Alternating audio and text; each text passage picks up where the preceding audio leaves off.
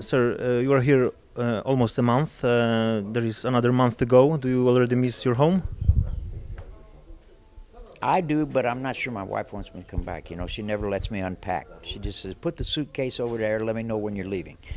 But no, I like Poland very much. So I've been here many times, and I enjoy it very much. So, everybody gets homesick, but not that much. The people here are really good, and people at Osada, excellent people. It's an excellent place to train. The staff goes out of their way to make sure that you have everything you need. I highly recommend it to anybody.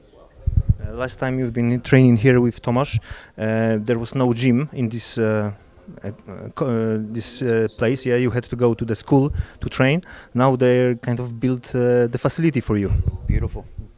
I just have to walk. I don't have to drive. So it's beautiful having I was amazed at how quickly they built this building, because the last time I was here, it was under construction, and they said we'd be done in February, and I thought, I don't think so, but they did it. So, and they did a great job. So, yeah, it's very convenient.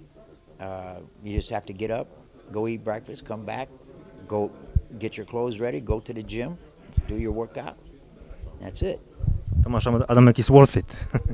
Yeah.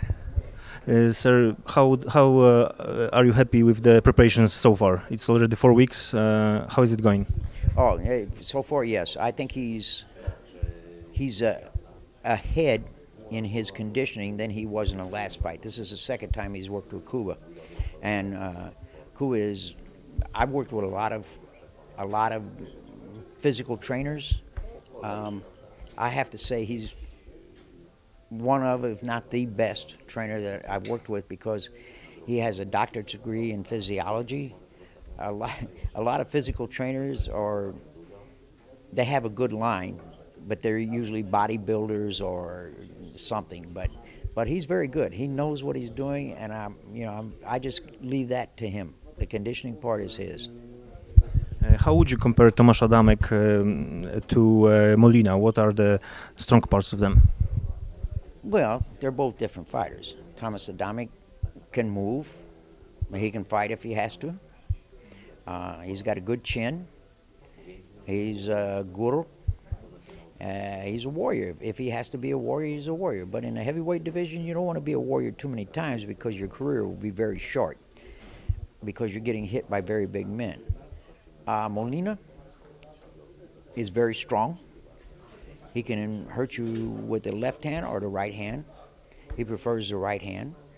And it depends on how he decides to fight in this fight. He can do one of three things. He can come forward and attack.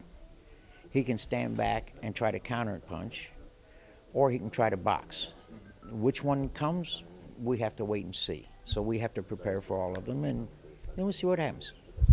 For me, it appears that it's almost impossible for Molina to win on points. I would rather say that he will try to knock out Tomasz Adamek. Just the question is if he will counter-strike, like you said, or go forward from the first round. Exactly. I mean, that's the question. You have to be prepared. He could come out and come straight to you, which is dangerous, or he could come out and look for that counter punch to try to knock Thomas out with. It just depends on what's in his mind. I watched some tapes of him, and he's a dangerous fighter. This is going to be a very exciting fight. You asked Cieślak to come here, the fighter, cruiser fighter, to help Tomasz Adamek sparring, as well some other cruisers. Why do you choose cruisers for this preparation? Molina is much bigger. They're fast. They're fast, but they're also big. Molina is, I think, 6'4".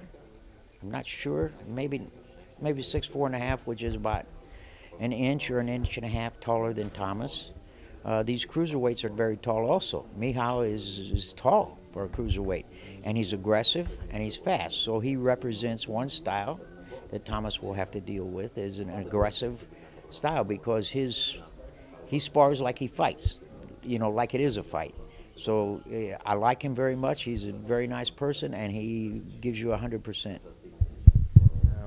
So the quickness will be Tomasz quickness will be the key of success actually. For Thomas, it's always the key, and I believe that for him to be quick, he has to spar with quicker fighters. You know, if he's sparring with slow heavyweights, he may get a little bit lazy. So I think that the cruiserweights are good for him, because you have to remember the cruiserweight is as tall as Thomas, and he's walking around at maybe 210 pounds. Maybe 210 pounds, and so he's kind of between a heavyweight and a cruiserweight, and they're quick.